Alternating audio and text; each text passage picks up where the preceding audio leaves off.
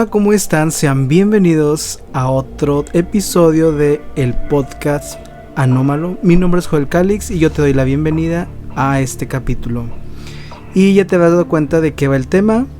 Y primeramente quiero disculparme porque la semana pasada no subí un video y la antepasada subí una recopilación de unos relatos que ya tenía. De antemano una disculpa porque me enfermé de la garganta y andaba muy mal, pero ya estamos de regreso esperando que continuemos creciendo. Y pues aquí en la ciudad se está viviendo una intensa ola de calor rebasando los 40 grados centígrados.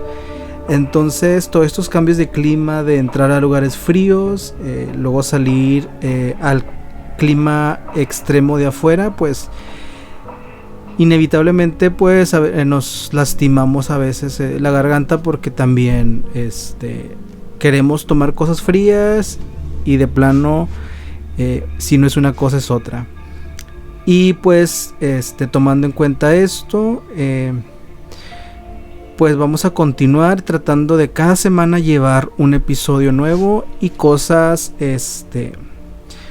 pues interesantes. Y como ya viste el título, vamos a hablar sobre el hombre salvaje, y pues más específico aquí en México o en Latinoamérica, que también es conocido.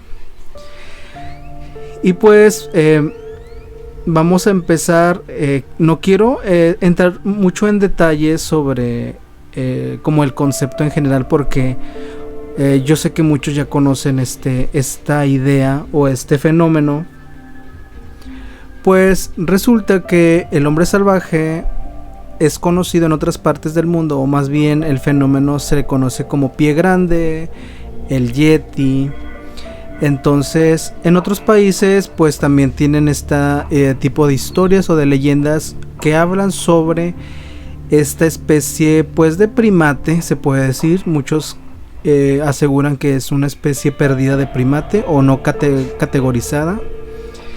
Entonces al norte de América se le conoce como el Bigfoot en inglés, o el Sasquatch en lengua nativa americana.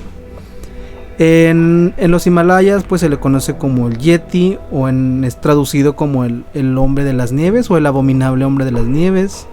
También en partes de Asia pues tienen también sus leyendas también ligadas a esta clase de seres o de simios gigantes. Entonces aquí obviamente en Latinoamérica, en México, Centroamérica y Sudamérica, pues obviamente también existen historias sobre personajes, o llamémoslo así, este fenómeno que es conocido como el pie grande o el hombre salvaje. Pues vamos a empezar a entrar de lleno al tema. Vamos a irnos pues con algunas características, y posteriormente vamos a ver algunas historias relacionadas con este hombre. ¿Qué es el hombre salvaje? Pues el hombre salvaje, o se le conoce así porque se le relaciona como una especie de simio que camina en dos pies, que es erguido. Y pues lo que le da el nombre es las características físicas que él tiene. Este hombre o este ser tiene pelo largo como si fuera un oso, pero también tiene una altura muy que sobrepasa el 1,80 metros. También se le conoce porque despide un aroma como entre putrefacto y maloliente. También tiene una característica que tiene unos pies muy grandes. Al ser un animal, pues un ser muy alto, pues obviamente tiene unos pies pues con las mismas características. Y esto es lo que le da ese sobrenombre en algunas partes del mundo como el pie grande. Pero también existen leyendas aquí en América donde es su característica principal son los pies también, pero tienen otro tipo de connotación. Y pues este hombre se ha conocido o se ha registrado a través de leyendas orales, pues desde antes de la época de la colonia, antes de la llegada de los españoles, de la conquista. Ya se tenía registros de él. También existen leyendas pues un poquito más ya pasadas en las épocas coloniales aquí en América, y aún se conservan ciertas leyendas todavía en el sur de México y pues parte de lo que viene siendo Centroamérica y el sur de América. Y bueno, pues uno podría decir que este hombre salvaje, pues al ser ya pues categorizado como una criatura críptida, pues tendría que tener alguna cierta veracidad, o que tuviera algo físico que pudiera demostrar su existencia. Pues lamentablemente hay muy poca evidencia de que un ser así exista. Por eso es que entra también dentro del folclore pues cultural, se puede decir, ya también pues dentro de esta mitología. ¿A qué voy con esto? Pues que la gente que lo ha visto no puede tener pruebas fehacientes de que existe o de que lo haya visto. Lo más cercano que se tiene pues es una cinta ya antigua, grabada pues en un bosque, y pues la calidad no es muy buena. Esta cinta se conoce como la cinta de Patterson, y en esta cinta pues podemos ver una especie de llamado pie grande o Sasquatch, que es, digamos, que uno de los registros más fidedignos que existen, y a pesar de eso todavía existen dudas sobre su veracidad. Pero lo importante o el punto central de esto es que ahí en ese video se registra como esta criatura pues está erecta y puede caminar en 2 pies. Y también tiene esta característica como de pelo largo, el color del cabello, y pues que tiene esta apariencia como simiesca, esta apariencia de mono. Entonces de ahí es que surge todas estas, como que se van hilando todas las leyendas alrededor de esta criatura, y por eso es que ahorita podemos decir pues más certeramente cómo es o cómo se podría ver. También aquí en México, por ejemplo, existen relatos, y son más relatos del sur de nuestro país, donde también existen leyendas con este personaje o esta criatura.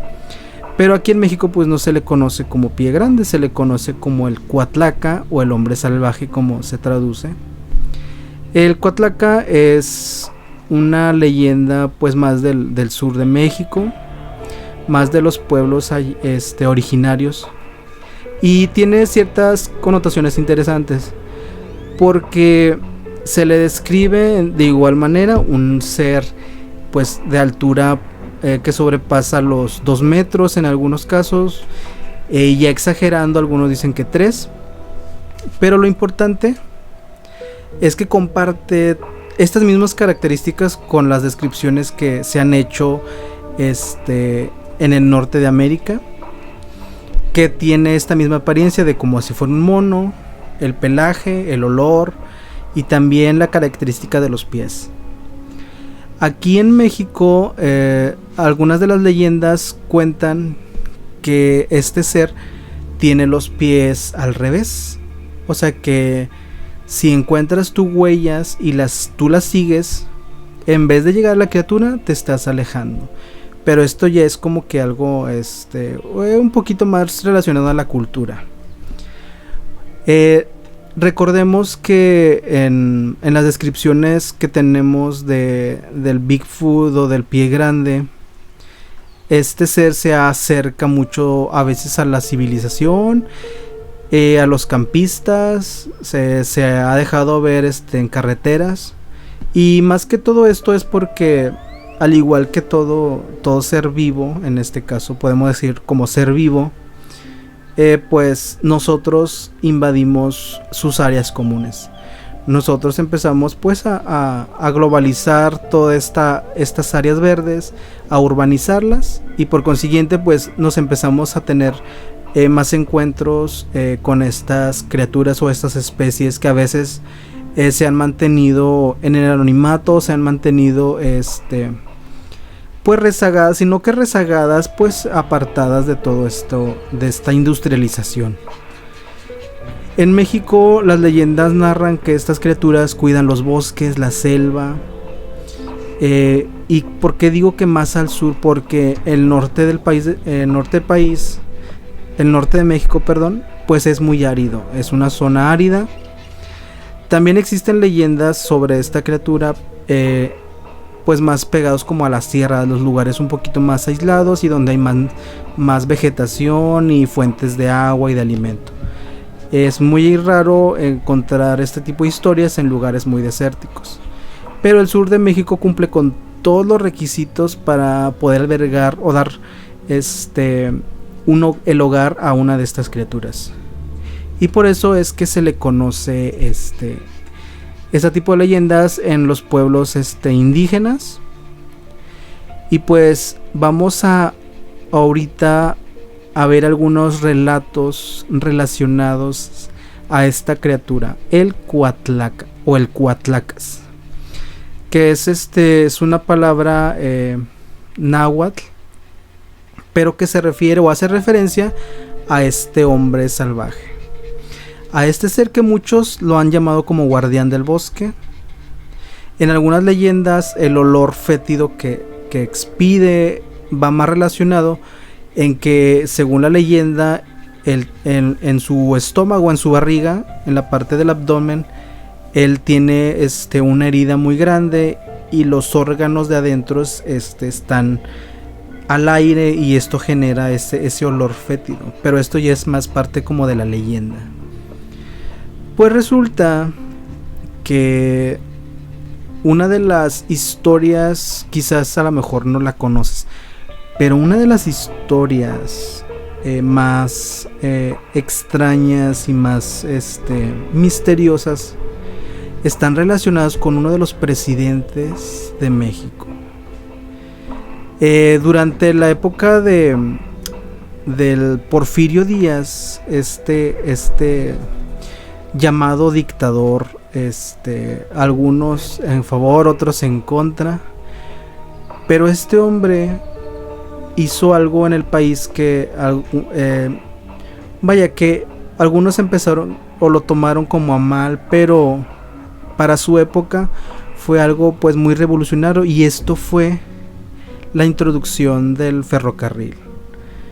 Este hombre comenzó una especie como de industrialización aquí en México, y lo que él hacía pues era pues construir ferrocarriles, que en ese momento pues el ferrocarril era pues una de las innovaciones pues más rentables y pues que tenía mucha demanda. Entonces este personaje empezó a crear pues líneas de ferrocarril y empezó a meter un poquito más de industrialización. Pero esto también conlleva a otra cosa, porque al momento de hacer una expansión, al construir, pues obviamente se tiene que limpiar o se tiene que hacer pues una especie como de camino. Entonces una de estas digámoslo así, planes o estrategias, pues era de hacer conexiones entre diferentes estados de la república.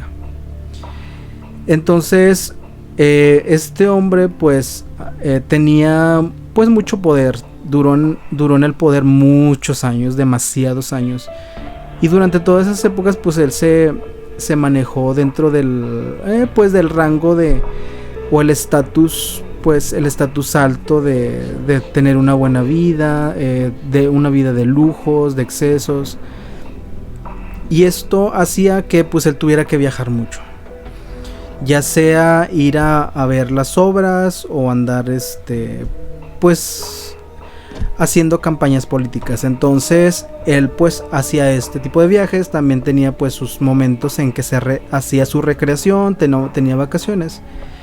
Y pues resulta, y esto fue recopilado por algunos reporteros de la época, y pues por muchos años se mantuvo, pues digamos que, si no en secreto, pues es algo que muchos a lo mejor no conocen. Resulta que un día, él, al tener un control absoluto del país, o empezar esta especie como de campañas militares, pues obviamente tenía muchos enemigos. O sea, muchas guerrillas que se levantaban en su contra, y pues él tenía que ir a hacerle frente a estos levantamientos. El país estaba pues entre una alza en la economía, o estaba intentando repuntar, pues para ponerse a la altura de otros países, pero también tenía una guerra política y una guerra de poder dentro del país que a veces impedía que todas esas cosas sucedieran. Entonces hubo una época en donde se levanta una guerrilla y él tiene que acudir a pues hacerle frente. Él, recordemos que él era un militar. Él desde su juventud pues estuvo inmerso en todos esos asuntos de guerra, y por consiguiente lo empezó, también es un patrón que siguió durante toda su vida. Entonces resulta que un día una guerrilla se levanta en el sur de México, y él acude a este levantamiento, y pues se da el caso de que en esta batalla, o en esta lucha, pues él termina en la sierra, o en una de las sierras, si no es querido, pues separado o apartado de su grupo, junto con otros hombres. Entonces estos hombres se internan en la selva y llegan a una comunidad. Esta comunidad tenía algo en particular. Había sido, o sea, en esos días había sido acechada por un grupo de hombres salvajes, de hombres peludos, como ellos lo describen. Entonces los hombres de la comunidad les dicen a Porfirio Díaz que unos hombres que vivían en unas cuevas, unos hombres peludos, grandes, enormes, habían comenzado como una especie de guerra contra ellos, y se habían robado a las mujeres y las tenían cautivas en una cueva. Y este relato pues si no es que no da más detalles, nos da como entrada, o nos sugiere que estos relatos de hombres salvajes que viven en cuevas, que raptan mujeres, que raptan ganado, que raptan o que hacen destrozos, pues existe, y existe desde ya tiene mucho tiempo. El relato pues culmina ahí, o sea, no hay más, no hay tantos detalles, pero nos hace ver eso, cómo este militar, este presidente, pues tuvo un encuentro, si no bien directo, con estos hombres, o estos llamados hombres salvajes, sí los tuvo con personas que directamente fueron afectadas por ellos. Y ahí es cuando nos damos cuenta de la importancia a veces que tiene una historia al momento de ser contada, porque aunque nosotros a veces podamos decir que la historia no es real, podemos darle una pizca de duda. También hay que ponernos en los zapatos de las personas que nos cuentan estas historias, porque para ellos es algo real, es algo que les sucedió, y que de ser una mentira, pues obviamente no tendría sustento. Y esta historia sí muy parecidas se han contado en diferentes partes del mundo, porque es una de las características que tiene este ser o estos seres que raptan y hacen destrozos. Se conocen siempre historias de hombres peludos o de hombres salvajes que se roban mujeres para poder procrear con ellas, o que tienen encuentros, o que hombres o humanos tienen encuentros con estos seres y pues son atacados. Entonces démosle la pizca de la duda y también pongámonos a analizar hasta dónde podría ser real y hasta dónde podría ser una mentira. Y pues estas zonas del sur de México pues tienen mucho folclore, tienen mucha historia, tienen leyendas, tienen una mitología increíble. Y parte de esa mitología es esto, es este que le dan nombre a este ser que se deambula o que se pasea por la selva cuidando a los animales, cuidando a la vida silvestre.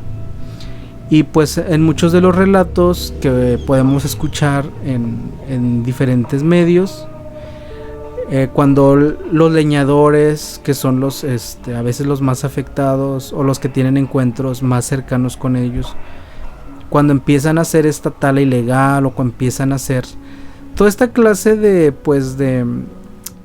agresiones contra la naturaleza, siempre tienen a veces encuentros con este ser. Son agredidos o son ahuyentados. Y también en el sur del país se les conoce como Chek-Unik, que son habitantes de los bosques. Son descritos como seres enormes, musculosos, pero tienen como, digámoslo así, ellos no tienen huesos, no tienen coyunturas. Esto ya es como que un poquito más basado en la leyenda, porque pues obviamente para poder moverse pues una persona necesita una estructura ósea y la leyenda cuenta que estos seres no lo tienen, pero que pueden caminar y deambular por la selva.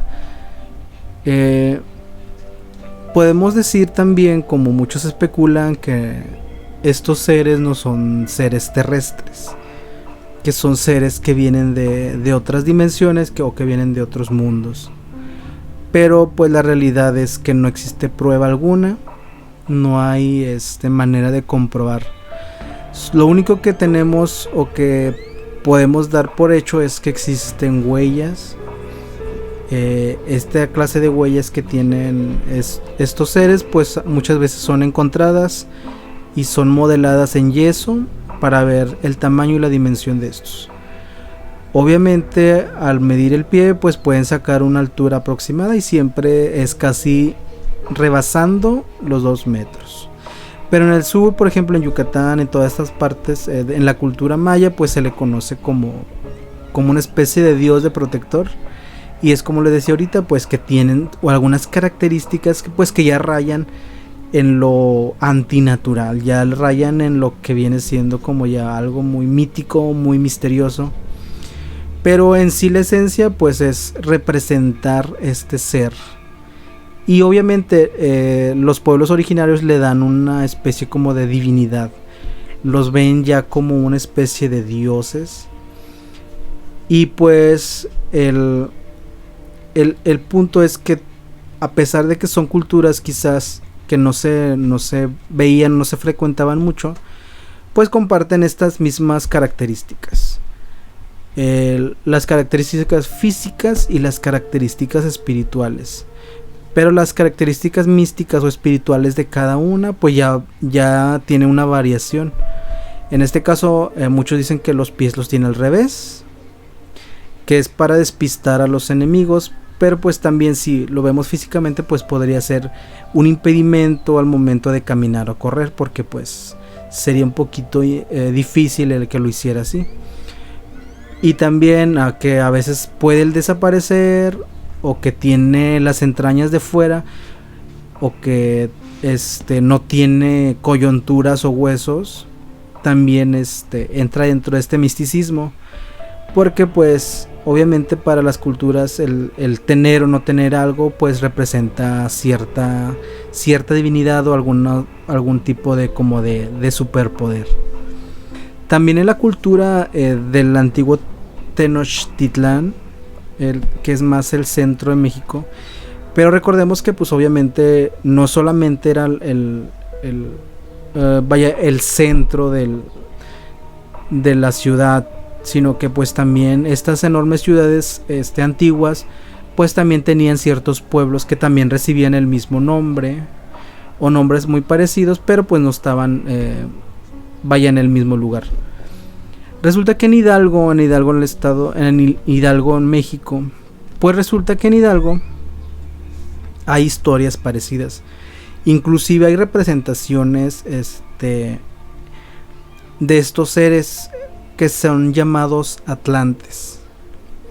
Estas esculturas enormes representan hombres gigantes, siempre como con apariencia como o con una vestimenta como de guerrero.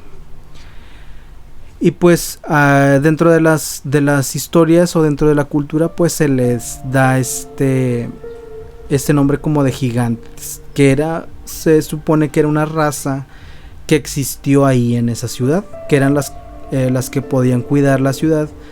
Y entonces, como los veían los antiguos pueblos, los veían como dioses, lo que hacían era pues representarlos en piedra. Entonces construían o hacían estatuas simulando el tamaño de estos seres.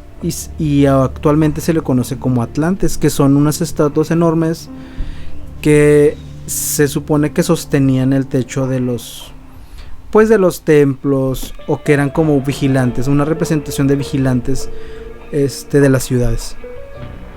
Entonces es interesante también el hecho de cómo los pueblos no solamente de manera oral, sino que también tenían representaciones, por ejemplo como los monolitos de la isla de Pascua, que también se dice o se cree que pues son representaciones de los gigantes que existieron en esos sitios, a pesar de que pues están dentro de toda esta ola de misterio.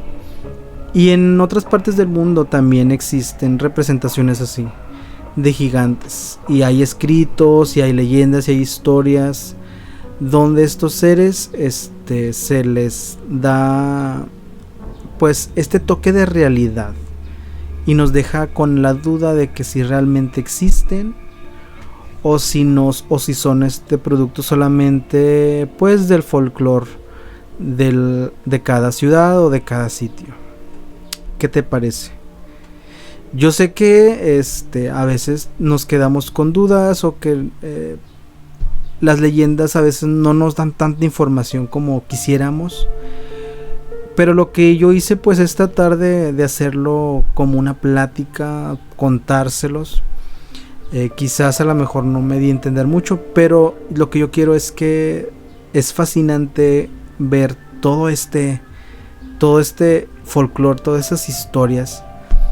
Y pues existen historias así. Yo sé que muchos de ustedes en diferentes partes del mundo que me escuchan y me ven tienen historias. Sus papás, sus abuelos tienen historias. Quizás una de esas historias sea un encuentro con estos seres.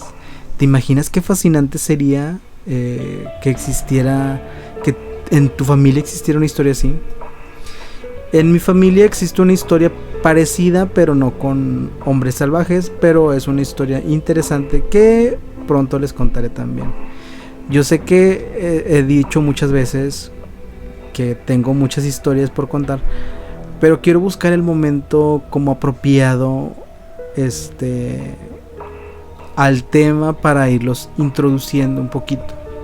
Son historias como todas familias que tienen una historia que contar, tienen un pasado, y pues la mía no es la excepción, y son historias muy interesantes, que cuando yo se los he contado a mis amigos pues también se quedan pues como un poquito sorprendidos de que no se imaginan que algo así pudiera pasar.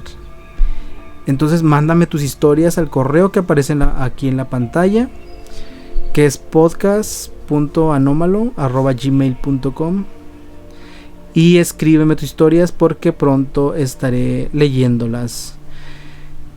Y pues hemos llegado hasta el final de este episodio. Es un episodio corto, pero yo quería también, una de mis fascinaciones pues es Pie Grande.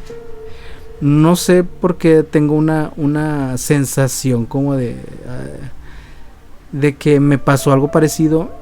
No pudiera yo decirles que si fue real o no, porque yo estaba muy yo era un niño de unos 6, 7 años cuando se los voy a contar para que tengan un contexto del. Pues yo nací y crecí en la Huasteca Potosina. Es un lugar, pues, ahorita lo veo como algo muy bonito, un lugar, un área verde muy grande, boscosa, llena de ríos o sea, es un lugar muy bonito. Pero en las épocas, ahí estoy hablando allá de los años 90, pues no existía tecnología como lo es ahorita, que las redes sociales, ni los teléfonos, o sea, la tecnología era muy primitiva, por así decirlo, para esa época. La señal de televisión casi no existía. O sea, sí teníamos televisión, pero pues a pesar de que en ese tiempo no existían tantos canales, la señal de los canales existentes o nacionales pues era muy débil. Entonces, aunque tuvieras una tele, tenías que hacer pues circo, maroma y teatro para poder obtener una señal. O sea, tenías que poner tu antena allá en la cumbre del cerro y bajar la señal hasta tu televisión para que la pudieras agarrar. Y yo sé que si tú eres de los 90, sabrás que pues existían las llamadas, bueno, aquí le conocen como las antenas de conejito, que son dos varillas que se ponían en la tele para poder agarrar señal, como los radios antiguos que tenían también una antena receptora. Bueno, también pasaba algo así. Entonces era una época donde no existía, casi la tecnología era muy escasa, y pues servicios, por ejemplo la luz, pues era muy escaso en algunos lugares. Y yo recuerdo que varias noches, porque el lugar donde yo vivía pues era como los ranchos, los lugares apartados, que está la casita y está rodeada de vegetación. Entonces atrás de nuestra casa pues había un árbol enorme, y atrás de pues había una pequeña loma, y atrás de esa loma pues había un arroyo en el que a veces solía irnos a bañar, y había una noria donde a veces sacábamos agua para tomar.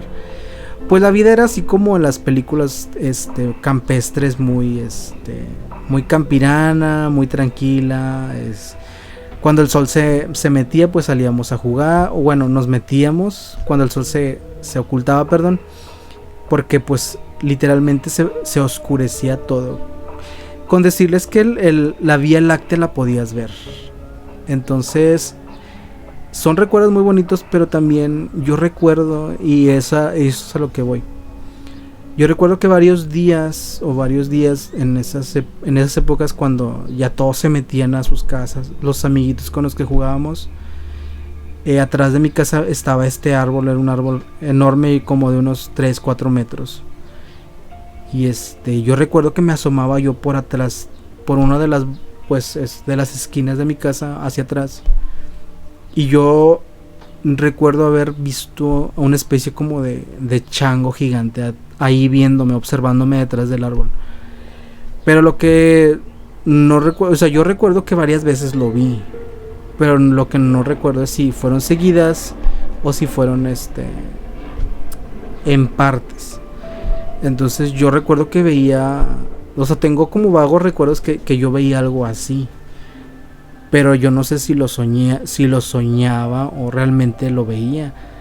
Porque como les digo, no había manera como de ver una película de que cuando eres niño que ves una película y empiezas a imaginarte cosas. Pues realmente no.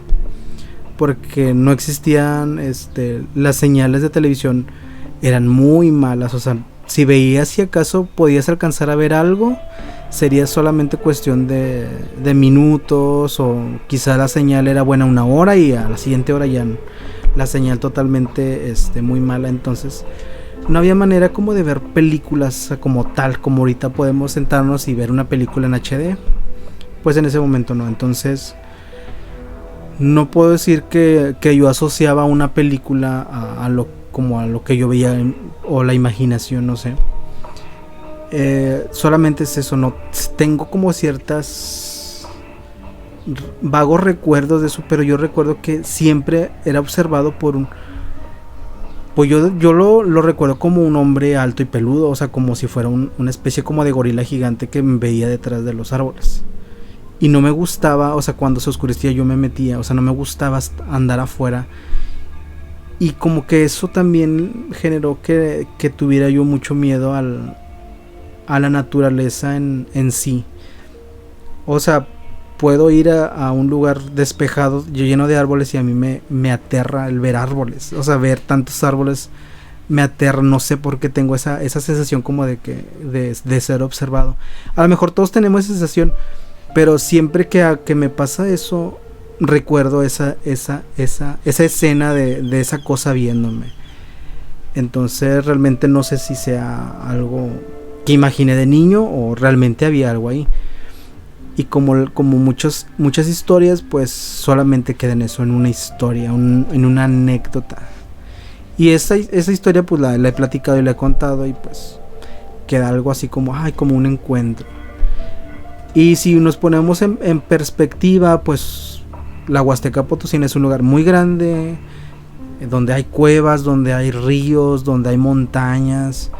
O sea, son espacios enormes de vegetación que realmente pueden ocultar cualquier cosa.